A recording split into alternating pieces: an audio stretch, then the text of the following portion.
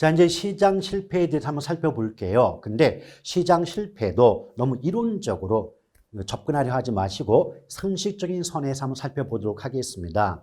지금 보니까 시장과 실패 두 가지 단어가 결합이 되어 있지 않습니까? 맞죠? 그럼 이 말은 뭐냐면 일단 시장자가 나왔는데 뒤에 실패란 말이 붙었어요. 그럼 현실적 또는 상식적으로 실패라는 말은 뭔가 좀 부작용이 발생했다, 뭔가 안 좋은 일이 발생했다, 이런 의미를 담고 있지 않겠습니까? 맞죠? 그렇기 때문에 시장 실패라고 나온다면 이것은 상식적으로 시장에서 어떤 부작용, 문제가 발생한 게 아닐까, 이런 예상은 가능할 수 있는 거 아니겠습니까? 맞죠? 근데 여러분의 예상은 항상 맞다는 거예요. 그래서 시장 실패는 시장 기구를 통하여 또는 시장에서 자원의 효율적 배분 달성에 실패하는 현상을 말한다라고 정의할 수가 있거든요. 근데 여기서 잠깐 자원의 효율적 배분, 이게 어떤 의미냐면 뜻은 사실 몰라도 되는 거고, 우리 교회 지난 시간에 부동산 시장 기능 배우실 때 정량자고가 기억나시죠? 그때 자가 자원 배분 기능이었거든요. 그럼 다른 말이 없어도 자원의 배분은 효율적으로 이루어지는 게 바람직한 것 아니겠습니까? 맞죠? 그렇기 때문에 자원의 효율적 배분은 시장의 가장 기본적인 기능 중에 하나라고 볼 수가 있는 거죠. 그런데 시장 실패의 뜻이 그 자원의 효율적 배분 달성에 실패하는 현상이 시장 실패다. 이 말을 우리식으로 말을 바꾸면 시장 실패라는 것은 결국 시장이 가지고 있는 가장 기본적 기능이 발휘되지 못하는 상태구나 라고 보시면 돼요. 그럼 시장의 기능이 제대로 작동되지 못하고 있다면 그러한 문제를 보다 신속하고 효율적으로 해결하고자 정부가 시장에 개입할 필요가 있게 된다는 겁니다. 따라서 결론, 시장 실패의 발생은 그 자체로 정부의 시장 개입의 근거가 된다는 점을 기억하실 필요가 있는 것이겠죠. 오케이? 그래서 실제 기출문제도 지문을 해석해 보면요, 시장 실패는 정부의 시장 개입의 근거가 된다는 문장이 은근히 자주 나오고 있더라는 겁니다. 아시겠죠? 그렇다면 과연 시장 실패의 원인에는 어떤 것들이 있는가를 따져볼 필요가 있는데요. 시장 실패의 원인에는 크게 5가지가 있어요. 첫 번째 공공재, 두 번째 외부 효과, 세 번째 독과점, 네 번째 정보의 비대칭성, 다섯 번째 규모의 경제인데 순서는 크게 필요가 없겠죠. 잠깐 실판을 통해 확인 좀 해볼게요. 여기 시장 실패의 원인 보니까 공공재와 외부 효과 나왔죠. 그러면서 독과점, 규모의 경제, 정보의 비대칭성이라고 적혀 있지 않습니까? 근데 결론부터 얘기를 드릴게요.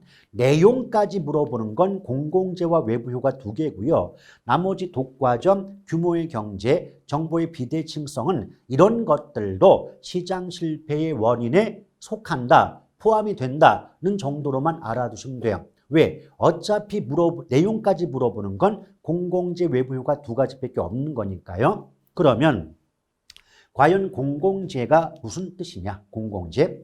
왜 우리가 얘기를 나눌 때, 대화를 나눌 때 이건 공공의 것이야, 그런 경우 있지 않습니까? 그게 공공재인데, 공공재라고 하는 것은 특정 개인이나 특정 집단을 위해서 존재하는 것이 아니라 사회 전체를 위해서 반드시 필요한 재화와 용역을 공공재라는 말을 쓰고 있다는 거예요. 따라서 재화, 물건뿐 아니라 용역, 인간의 활동까지 포함이 되기 때문에 도로, 철도, 공항 등은 물론이고 국방, 치안, 행정, 교육, 외교 등도 공공재에 해당이 된다라고 보시면 돼요. 물론 공공재는 소셜 오브젝트 캐피탈, 사회 간접 자본의 성격도 있다고 보는데 그런 것까지는 굳이 알려고 하지 않아도 상관이 없는 거겠고, 또한 공공재는 2가지 큰 특성을 가지고 있습니다. 바로 소비의 비경합성과 비배제성, 2가지 특성이 있는데요. 이 비경합성과 비배제성이라는 것도 그 원칙적인 뜻을 얘기를 드리면 되게 복잡하게 느껴지거든요. 근데 어차피 의미 자체를 물어보진 않으니까 이렇게만 기억하십시오. 비경합성은 한마디로 공동소비가 가능하다는 특성이다 라고 이해하시면 좋겠고요.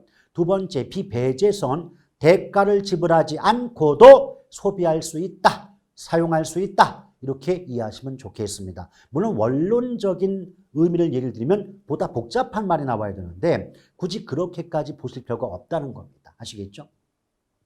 근데 여기서 소비의 비배제성 때문에 두 가지 문제가 발생하는데 바로 무임승차 그리고 과소생산 두 가지 문제가 발생한다고 볼 수가 있어요. 근데 무임승차가 뭐냐? 제가 조금 전에 소비 비배제성 뜻이 뭐라고 했어요? 대가를 지불하지 않고도 사용할 수 있다 그랬습니다. 아시겠죠? 그러면 여기 공공재라는 물건이 있습니다. 공공재가 있습니다. 그럼 소비자 입장에선 대가를 지불하지 않고도 돈을 내지 않고도 구입하지 않고도 쓸 수가 있어요. 그러면 당연히 소비자 입장에선 그 물건 돈 주고 사요? 안 사요? 안 삽니다. 왜? 비배제성 때문에 돈을 내지 않고도 대가를 지불하지 않고도 쓸 수가 있으니까요. 맞죠? 그런데 여기서 어떤 현상이 발생하냐면 그 비배제성의 특성 때문에 대가는 지불하지 않으려 하면서도 공공재의 사용을 통해서 어떤 효용, 만족만 얻고자 하는 문제가 발생하는 것이죠. 그러니까 대가를 지불하지 않으려 하면서도 이익만 얻고자 하는 문제를 프리라이더, 무임승차자의 문제가 발생한다. 이렇게 말씀드릴 수가 있는 거고요. 두 번째는요. 자, 조금 전에 제가 비배제성 때문에 소비자 입장에선 돈을 내지 않고도 쓸 수 있다 그랬어요. 그러면 돈 주고 사요, 안 사요? 안 사는 거죠. 근데 생산자 입장에서는 그 물건이 팔리지 않는 겁니다. 다시 한번 잘 생각해 봐요. 비배제성 때문에 소비자 입장에서는 돈을 주지 않아도 쓸 수가 있는 거죠. 사지 않아도 돼요. 그럼 그 입장을 바꿔서 생산자 입장에서는 물건이 안 팔리는 거죠. 따라서 공공재 생산을 민간 기업, 다른 말로 시장에 위탁, 맡겨놓는다면 팔리지 않는 물건을 만들 기업이 없을 테니까 사회적인 적정량보다 지나치게 적게 생산되는 과소 생산의 문제가 발생하게 된다는 겁니다. 아시겠죠? 그런데 이제 기출문제를 보면요. 꼭 이렇게 나와요. 과소 생산인데 뭐 과다하게 생산된다, 충분하게 생산된다. 꼭 그렇게 문장을 바꾸어 출제를 한다는 거죠. 그래서 제가 만약 수험생이라면 공공재 물어보잖아요. 일단 보기 5개 중에 뭐 충분하게 생산, 뭐 과다하게 생산, 많이 생산된다. 그런 문장 있는가부터 찾아볼 겁니다. 또 그 문장 있다? 다른 보기 안 봐요. 곧바로 그거 찍고 넘어갈 겁니다. 왜? 그렇게 왜 안 물어보니까. 그렇게 밖에 안 물어봐요. 다르게 안 물어봐요, 여러분. 그 다음에 두 번째가 외부 효과인데 그 외부 효과라는 게 뭐냐면 영어로 external effect인데요. 그 외부 효과는 어떤 개인의 행위가 거래 당사자가 아닌 제3자에게 시장 기구를 통하지 않고 의도하지 않은 이익이나 손실을 초래하는 경우 그에 대한 대가를 지불하거나 지불받지 않는 상태, 현상을 외부 효과다 이렇게 말을 합니다. 근데 여기서 의도하지 않았지만 이익이 나오는 경우를 정의 외부 효과란 말을 쓰고요. 의도하지 않았지만 손실이 발생하는 경우를 부의 외부 효과라고 얘기하고 있는 겁니다. 여러분 단적인 예로 어떤 경우가 있냐면 농업용수, 농업 용도의 물을 확보할 목적으로 댐을 만들었거든요. 근데 댐을 만들어 봤더니 이제 호수가 조성이 되면서 그 지역에 관광 수입이 증가하더라는 거예요. 그럼 여러분 생각해 보세요. 처음에 댐 건설의 목적은 처음부터 관광 수입의 증가에 있었던 게 아니었지만 농업 용수의 확보가 목적이었지만 의도하지 않았지만 관광 수입에 증가한다는 이익이 발생하게 되지 않습니까? 이런 경우를 정의 외부 효과가 발생한다라고 말을 하는 거예요. 이에 비해서 부의 외부 효과는 가장 대표적인 경우에 아파트 인근 지역에 쓰레기 소각장이 설치된다, 화장장이 설치된다라고 생각해 보세요. 그럼 벌써 뭐 결사반대, 뭐 나를 밟고 지나가라, 뭐 혈서 쓰고 머리 뒤두르고 으쌰으쌰 할 거 아닙니까? 왜 그럴까요? 자, 아파트 인근 지역에 화장장 또는 쓰레기 소각장이 설치가 되면 의도와는 무관하게, 쓰레기 소각장의 의도와는 무관하게 인근의 아파트 가격 어떻게 돼요? 떨어지죠. 그러면 그 화장장의 설치 의도 목적이 처음부터 주변적의 주택 가격을 내리게끔 하는 데 의도한 건 아니지만, 그런 의도가 아니었지만 결과적으로 주택 가격이 하락한다는 불이익이 발생하게 되는 거 아니겠습니까? 이런 경우를 부의 외부 효과다라고 얘기하는 것이겠죠. 그래서 이런 말이 좀 어려우시면요, 개념을 어떻게 구분하시면 돼요? 의도하지 않았지만 뭔가 손해가 발생한다, 안 좋은 결과가 나온다, 부의 외부 효과. 의도하지 않았지만 좋은 결과, 좋은 영향을 받는다, 정의 외부 효과. 이렇게 개념을 구분하셔도 큰 지장은 없습니다. 아시겠죠?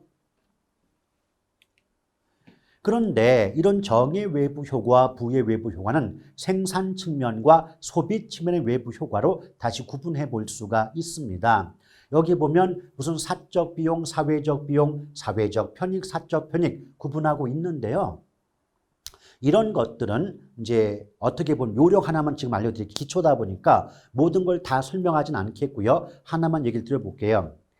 이렇게 사적 비용, 사회적 비용 나오거든요. 그러면 사적 비용의 뜻이 뭐냐? 이것은 기업과 개인이 부담하는 비용이 사적 비용이고요. 사회 전체가 공동으로 부담하는 비용을 사회적 비용이라는 말을 씁니다. 그럼 볼게요. 어떤 문장을 통해서 정의 외부 효과냐, 부의 외부 효과냐, 이걸 구분할 때는요, 무조건 사회 입장만 보자는 거예요. 누구 입장만요? 사회 입장만 보는 거예요. 그럼 여기서 보시면 지금 사회 입장에서 비용이 적게 든다는 거예요. 그럼 사회 입장에서 비용이 적으면 좋은 거예요? 안 좋은 거예요? 좋은 거죠. 자, 사회 입장에서 비용이 적게 들면 사회 입장에서는 좋은 거죠. 이처럼 사회 입장에서 좋은 말이 나오면 정의 외부 효과예요. 자, 이제 검산해 볼게요. 지금 부의 외부 효과 나왔죠. 그럼 사적 비용, 사회적 비용 나오는데 정인지 분지 판단할 때는 무조건 사회 입장만 보라고 그랬어요. 그럼 사회 입장에서 비용이 많이 들어요. 그럼 사회 입장에서 비용이 많이 들게 되면 사회 입장에서는 좋아요, 안 좋아요? 안 좋죠. 이처럼 사회 입장에서 볼 때 안 좋은 결과가 나온다면 부의 외부 효과라고 보시면 돼요. 아시겠죠? 다시 한번 강조합니다. 사적 비용, 사회적 비용, 사적 편익, 사회적 편익이 나온다고 할 때 이게 정의 외부인지 부의 외부 효과인지를 구분할 때는 무조건 사회 입장만 보자. 그래서 사회 입장에서 좋은 말이 나오면 정의 외부 효과, 사회 입장에서 안 좋은 말이 나오면 부의 외부 효과라고 판단하시면 그 문장 해석할 필요도 없이요. 그냥 답이 딱 떨어집니다. 아시겠죠? 그리고 또 하나, 정의 외부 효과는 핀피, 부의 외부 효과는 님비와 관계가 있더라. 그럼 핀피라고 하는 것은요, Please in my front yard라고 해서 직역하면 제발 내 앞마당에 세워주세요. 뭐 그런 의미가 되거든요. 이게 뭐냐면 경기장 시설이라든지 관광시설 등은 자기 지역에 세워지면 그만큼 좋은 영향과 결과를 낳게 되는 거 아니겠습니까? 맞죠? 이런 것처럼 정의 외부 효과를 유발하는, 발생시키는 시설 등을 자기 지역에 유치하고자 경쟁하는 현상을 핀피라는 말을 씁니다. 핀피. 근데 핀피의 반대가 not in my backyard, 님비거든요. 그럼 님비 현상은 뭐냐면 쓰레기 소각장이라든지 화장장 등과 같은 자기 지역에 세워지면 안 좋은 영향, 결과를 유발하는, 한마디로 부의 외부 효과를 유발하는 또는 발생시키는 시설 등은 자기 지역에 세우지 못하게 막아버리지 않습니까? 이걸 not in my backyard, 님비라고 말을 하는 거죠. 그런데 역시 마찬가지예요. 이게 무슨 의미인지 안 물어본다는 거죠. 다만 어떻게만 물어본다? 핀피는 정의 외부 효과와 관련, 님비는 부의 외부 효과와 관련. 이거 아냐고 물어봐요. 실제 기출문제가 어떻게 나왔냐면 정의 외부 효과 나왔는데 핀피가 아니라 님비와 관계가 있다고 하는 바람에 틀렸던 문제가 있거든요. 그런 식으로만 나오는 거지 직접적으로 핀피나 님비의 뜻이 뭐냐고 물어보진 않으니까 뭐 굳이 신경 쓸 필요까지는 없는 거죠. 물론 상식적인 면에서는 뜻 같은 거 알아두면 좋겠지만 문제와 관련해서는 그냥 핀피는 정의 외부 효과, 님비는 부의 외부 효과 이 정도만 알아두셔도 지장이 없더라는 겁니다. 아시겠죠? 자, 이렇게 해서 외부 효과에 대해서 가볍게 살펴보았고요.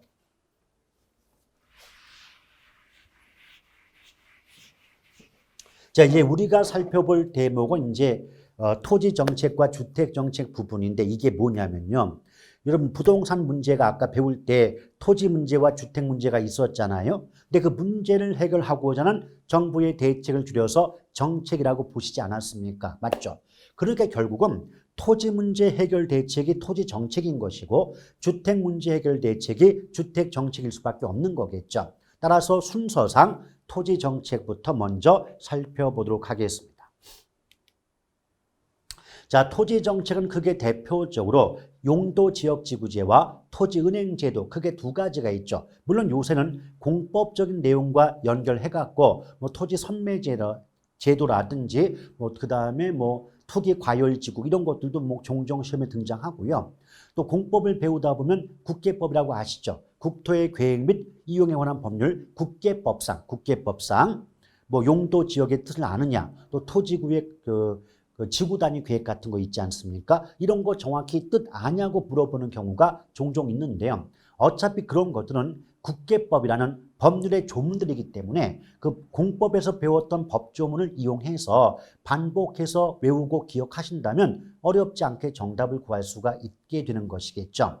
일단 용도지역지구제 나오는데 이 지역지구제 내용 설명하기 앞서서 정부의 시장 개입 수단이 크게 직접 개입, 간접 개입, 토지 이용 규제 세 가지로 구분이 돼요. 이 경우 지역지구제는 가장 대표적인 토지 이용 규제 수단에 해당이 된다라고 보시면 되겠습니다. 근데 지역지구제의 목적을 보면 여러 가지가 있지만 가장 기본적인 1차적인 목적이 뭐냐면 부의 외부 효과를 제거, 감소, 방지하는 데 그 목적이 있다고 보시면 돼요. 이게 무슨 말이냐면 예를 들면 자 여기 A 동네와 이웃한 B 동네가 있는데 여러분 그 부동산 특성 중 부동성, 인접성 들어보셨죠? 그 부동성과 인접성 때문에 좋든 안 좋든 인접한 지역 상호 간에는 영향을 주고받을 수밖에 없는 상황이에요. 이럴 때 A 동네는 주거 용도로 이용되고 있고 이웃한 B 동네는 공업 용도로 이용되고 있더래요. 이걸 우리말로 바꾸면 공장 옆에 집이 있다가 돼요.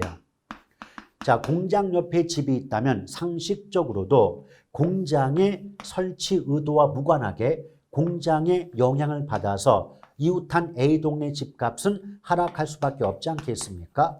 이걸 예쁘게 포장하면 주택 가치가 하락한다 이렇게 말씀드릴 수가 있지 않겠습니까? 맞죠? 그런데 이 주택 가치 하락은 공장의 설립 의도와 무관하게 즉 의도하지 않았지만 집값이 떨어진다는 불이익이 발생했으니까 이 자체가 이미 부의 외부 효과가 발생했다라고 말할 수가 있지 않겠습니까? 맞죠? 이럴 때 정부가 시장에 개입하여 이 지역 전체를 이 지역은 주거 지역으로만 주거 용도로만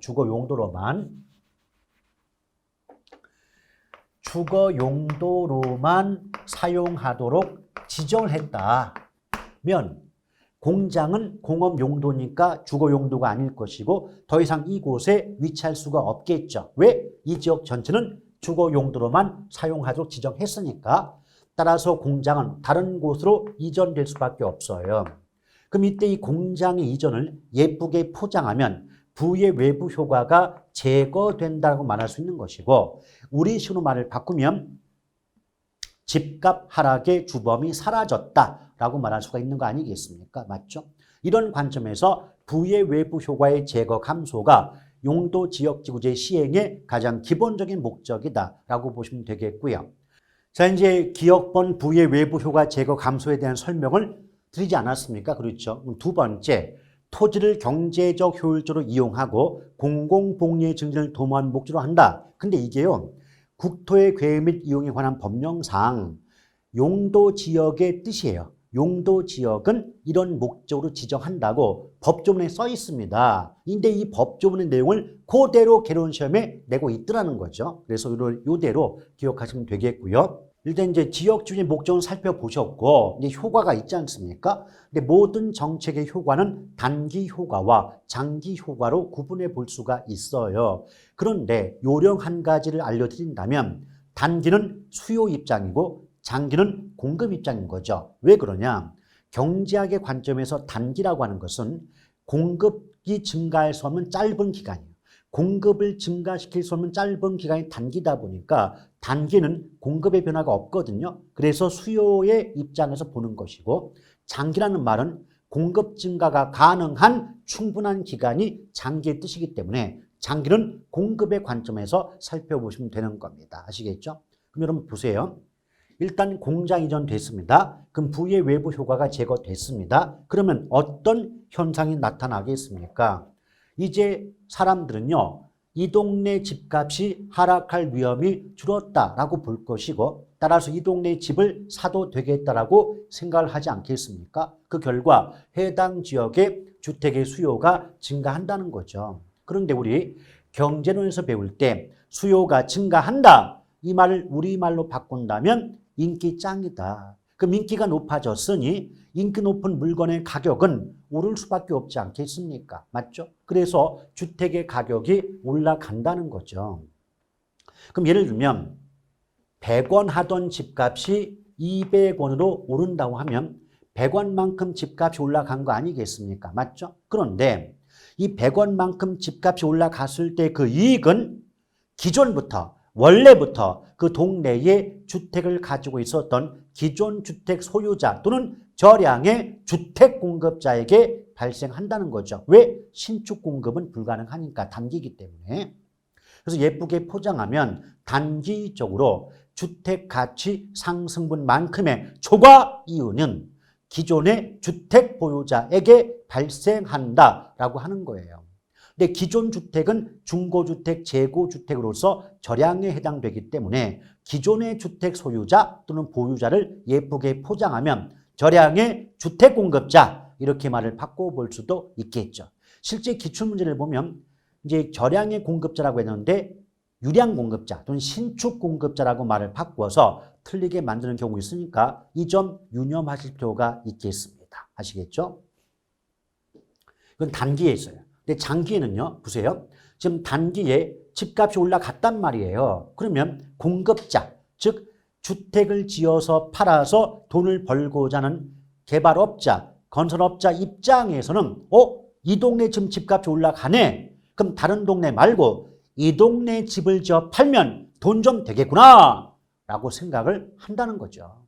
그래서 이 해당 지역의 주택 공급이 증가하는데 그것을 예쁘게 포장하면 신규 사업자의 시장 진입이 증가한다. 뭐 이렇게 말을 바꾸기도 합니다. 그런데 어찌됐건 신규 사업자가 뭐 진입하건 뭐하건 간에 결과적으로 신규 주택의 공급이 증가하는 건 똑같단 말이에요. 그럼 공급이 증가하게 되면 공급의 증가는 우리말로 바꾸면 물건이 흔해진다. 그럼 흔한 물건은 가격이 내려갈 수밖에 없겠죠. 오케이? 그래서 단기에는 수요가 늘어서 가격이 올라갔지만 장기적으로는 공급이 증가함에 따라서 가격이 내려간다는 거죠. 그러므로 단기에 발생한 초과 이윤이 장기적으로는 소멸한다. 이렇게 말씀드릴 수가 있는 거겠죠.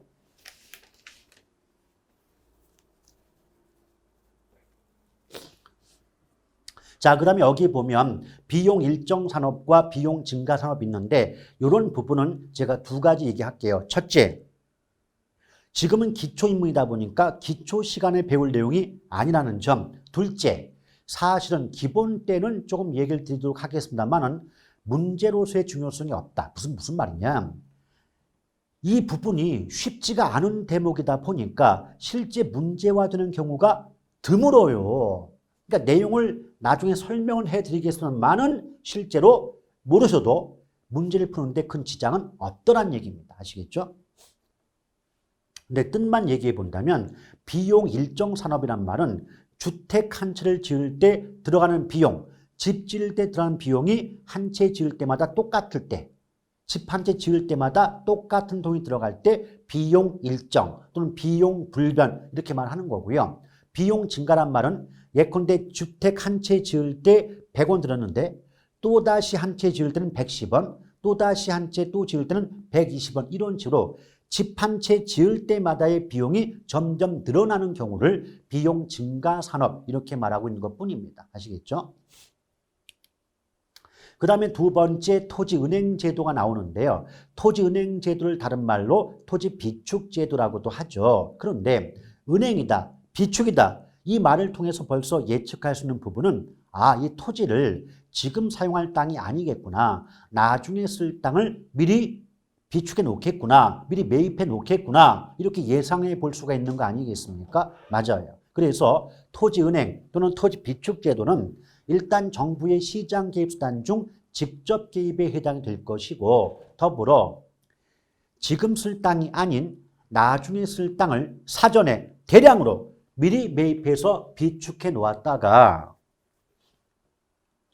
나중에 땅이 필요한 사람들에게 예쁘게 말하면 장래의 토지 수요자에게 그 비축해 놓은 땅을 매각, 팔아먹거나 빌려주는 제도가 바로 뭐다? 토지은행 또는 토지비축제도다라고 보시면 되는 겁니다. 근데 일단 내용 설명에 앞서서 이 토지은행 제도의 시행 주체가 토지주택공사이다 보니까 비축한 토지의 관리 역시도 토지주택공사가 관리하게 된다는 거예요. 이 말씀을 왜 드리고 있느냐? 기출문제에서 어떻게 나왔냐면 토지은행 제도의 시행 시 비축한 토지의 관리는 지방자치단체별로 한다라고 해서 틀린 적이 있어요. 여러분 상식적으로 생각해 보세요. 토지은행 제도를 시행하는 주체가 토지주택공사라면 당연히 비축한 토지의 관리 역시도 토지주택공사하는 게 이치에 맞는 것이지 사업의 시행은 토지주택공사가 하고 관리는 지자체별로 한다. 이 뭔가 앞뒤가 안 맞는 거 아니겠습니까? 이 점을 유념할 필요가 있는 거죠. 또한 우리나라의 토지은행 제도는 그 목적에 따라서 두 가지 계정으로 나누어집니다. 공공개발용 토지은행 계정과 또 수급조절용 토지은행 제도 두 가지로 구분되죠. 벌써 제목을 보시면 느낌이 와야 됩니다. 공공개발용 토지은행.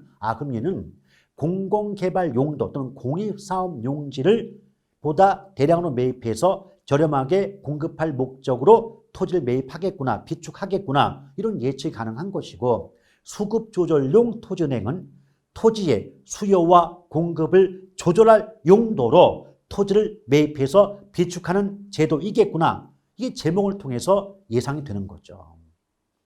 그러므로 공공개발용 토지은행을 이용함으로써 공익사업 용지를 보다 저렴하게 적절한 시기에 공급할 수가 있게 되는 것이고 그 결과 공익사업의 원활한 시행에 기여할 수가 있겠죠. 뒤집어서 수급조절용 토지은행을 시행함으로써 토지의 수요와 공급을 잘 조절할 수가 있다 보니까 땅값이, 집가가 지나치게 높게 올라가는 걸 방지할 수가 있겠죠. 그래서 집가 상승을 억제함으로써 토지시장 안정에 기여할 수가 있다. 이렇게 말이 나오게 되는 것이겠죠. 그래서 실제 기출문제를 분석해 보더라도요. 토지은행 제도의 시행 목적, 장점 그러면 크게 두 가지가 있다는 거죠. 공익사업의 원활한 시행 그리고 토지시장 안정에 기여 이 두 가지를 목적으로 한다, 가능하다, 장점이 있다 이렇게 말씀드릴 수가 있는 겁니다. 근데 이제 이 제도의 장점과 단점이 나눠지는데요. 이 장점이 뭐냐? 다 하진 않을 거고 몇 가지만 가볍게 추려볼게요. 그럼 생각해봐요. 토지은행 제도는요. 지금 쓸 땅이 아니라고 하지 않았습니까? 그러면 자 5년 후에 사용할 토지인데 이걸 5년 전 현재 미리 매입해서 비축해 놓는 제도가 토지은행 제도가 되는 거거든요. 맞죠? 그럴 때 사전에 대량의 토지를 매입 비축해 놓다 보니까 어떤 장점이 있느냐 생각해 보세요. 만약에 5년 지났을 때 5년 지난 그때 땅을 살려면 평당 예컨대 20만 원 줘야 된다. 근데 5년 전에 그 땅 미리 매입하면 평당 5만 원에 매입할 수가 있다. 라고 가정해 보자 이거예요. 그러면 어때요? 토지 선매를 통해서 보다 싼 값에 대량의 토지를 확보할 수가 있으니까 첫 번째 장점. 대량의 토지를 상대방이 원하는 적절한 시기에 보다 저렴하게 공급할 수 있다는 장점이 있다. 이렇게 말씀드릴 수가 있는 거 아니겠습니까? 맞죠?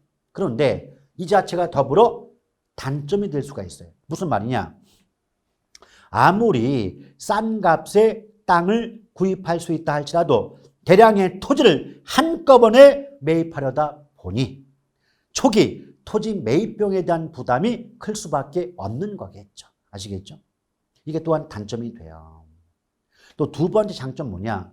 대량의 토지를 매입 비축해 놓았으니까 장기적인 토지 이용, 개발 계획을 세울 수가 있다는 거예요. 또 장기적인 개발 계획에 수립이 가능하다 보니까 불규칙적인 난개발, 즉 스프롤을 방지할 수가 있다는 게 장점 중에 하나가 되겠죠. 근데 단점이 또 뭐냐면 잘 보세요. 비축한 토지의 매입 시점과 매각 시점이 달라요. 그러면 지금 땅을 매입했을 때 매각 팔아먹는 때까지 5년의 시간이 걸리거든요. 맞죠? 그러면 최소한 5년 동안 정부가 공공이 토지를 관리할 필요가 있어요. 근데 이 토지의 관리가 소홀하게 이루어진다면 그 틈을 타서 소득 낮은 분들, 저소득층이 남의 눈을 속이고 몰래 들어와서 집 짓고 사는 문제가 발생할 수가 있습니다. 이걸 뭐라고 하냐면 토지은행제도 시행 시 매입 시점과 매각 시점에 시차가 발생함에 따라 토지 관리가 요구되는 바, 그 토지 관리가 소홀히 이루어지는 경우 저소득층의 불법 무단 점유에 문제가 발생할 우려가 있다. 이렇게 말씀드릴 수가 있는 겁니다. 아시겠죠? 자, 나머지 여러 가지 다른 장점, 단점도 있지만 기초다 보니까 요 정도 얘기를 드리고 넘어가도록 하겠습니다. 자, 그 다음에 이제 주택정책인데요. 최근 들어와서 토지정책도 해마다 출제가 되고 있지만 전통적으로는 주택정책은 매년마다 출제가 되는 아주 좀 문제로서의 중요도가 높은 파트라고 볼 수가 있겠습니다. 이런 주택정책은 크게 분양주택정책과 그다음 임대주택정책 두 가지로 나눠볼 수가 있죠. 일단 분양주택정책이라고 한다면 크게 그 선주택, 선분양, 후분양 이렇게 나눠볼 수도 있는 거고요. 또 다르게 바꾸면 분양가 규제, 분양가 자율화 이렇게 또 구분해 볼 수도 있어요. 근데 여러분 생각해 봐요. 제목만 봐도 어느 정도 내용 예상이 가능할 수 있습니다. 자, 분양가 규제 이 말과 분양가 자율화 이 말은 제목만 봐도 내용이 정반대이겠구나를 예상해 볼 수가 있지 않습니까? 그렇죠? 그럼 분양가 규제가 뭘까요? 그렇죠? 신규 분양주택의 가격을 일정 수준으로 통제, 묶어놓는 제도가 분양가 규제라고 본다면 묶어놨던, 통제했던 분양가를 다시 풀어주는 제도가 자율화가 되지 않겠습니까? 맞죠?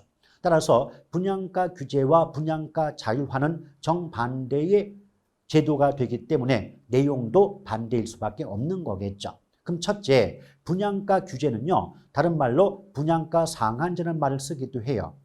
일단은 분양가 규제는 가격을 통제하는 거거든요. 그런데 이 정부의 시장 개입 수단 중 가격 통제는 대단히 강력한 개입일 수밖에 없기 때문에 시장 개입 수단 중 직접적인 개입에 해당됩니다.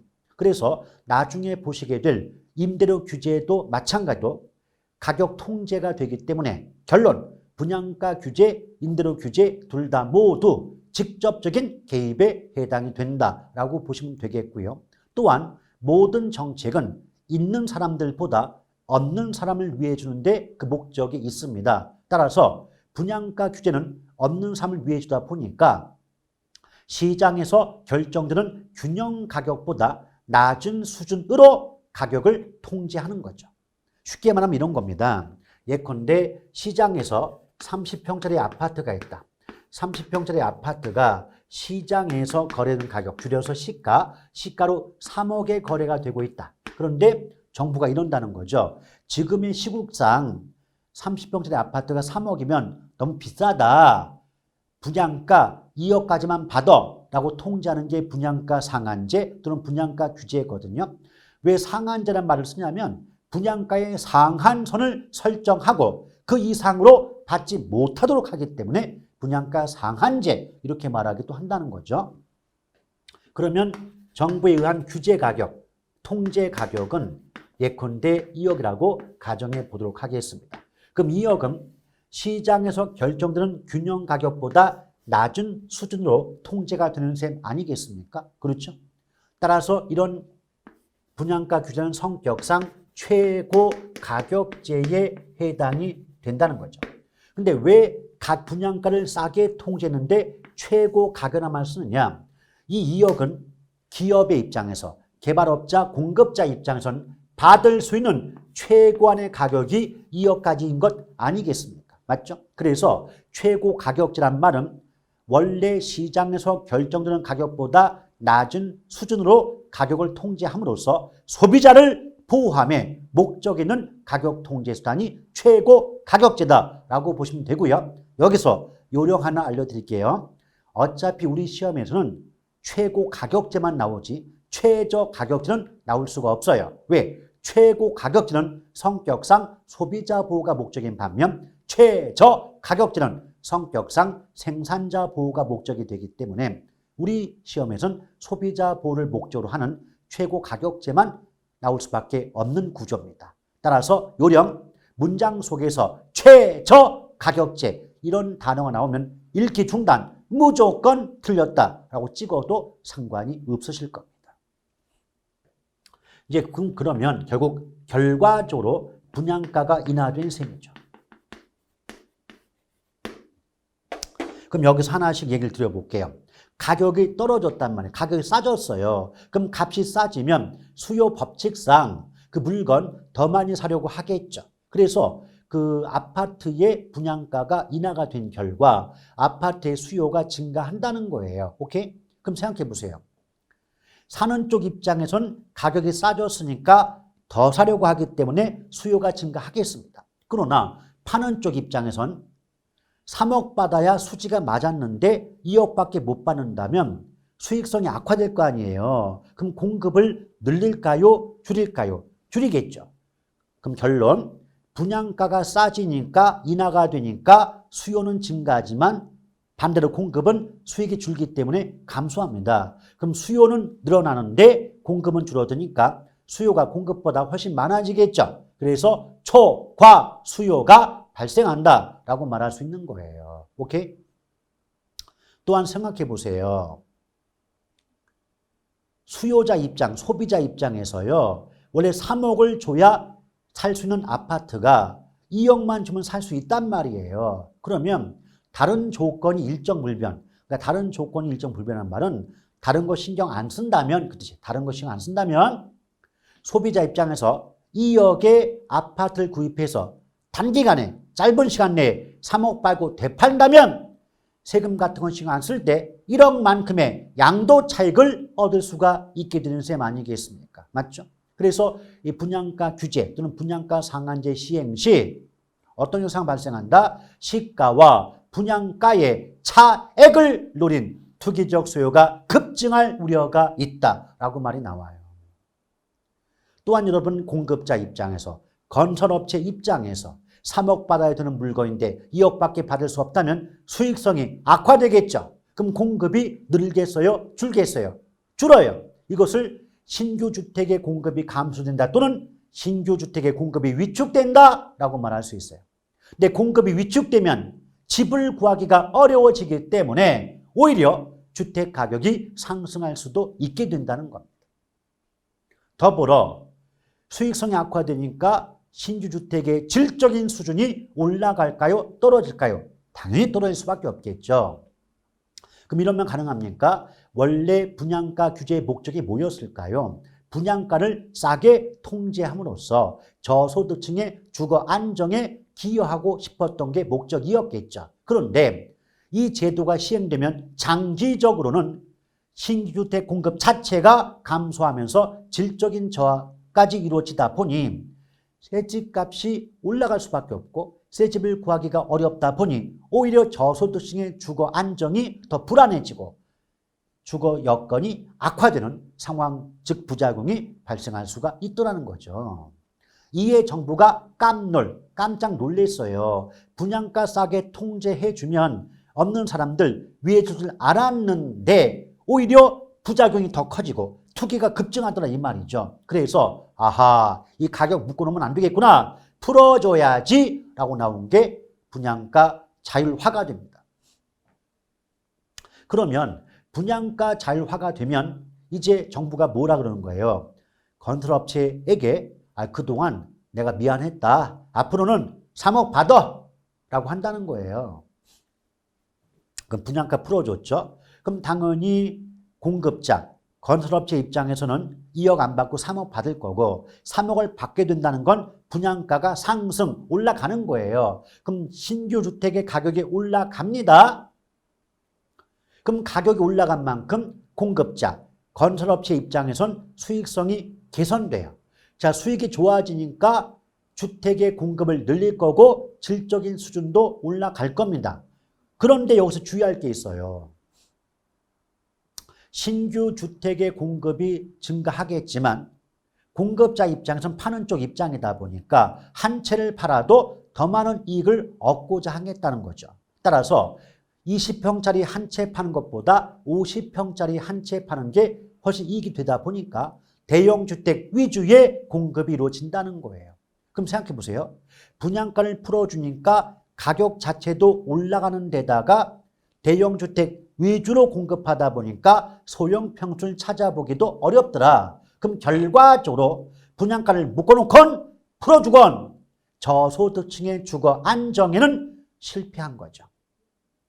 즉 가격을 묶어놓건 풀어주건 없는 사람들은 참 힘들어지더라, 그 말 아니겠습니까? 근데 한 가지 단점이 있다면 분양가 자체가 올라가다 보니까 시가와의 격차가 별로 없어지게 됨으로써 투기적 수요는 감소하게 된다는 게 하나의 장점일 수가 있지 않겠나 생각을 하는 것이죠. 이게 분양가 규제와 분양가 자율화의 내용이었다라고 보시면 되는데, 또 한 가지 자주 나오는 게 뭐냐면 이 주택법령상 공공택지에서 분양하는 도시형 생활주택에는 분양가 상한제가 적용되지 않는다는 점을 유념하실 필요가 있습니다. 그러니까 짧게 끊으면요, 일단 무조건 어떤 주택? 도시형 생활주택이 나왔다. 그 무조건 분양가 상한제 적용 안 된다고 기억하십시오.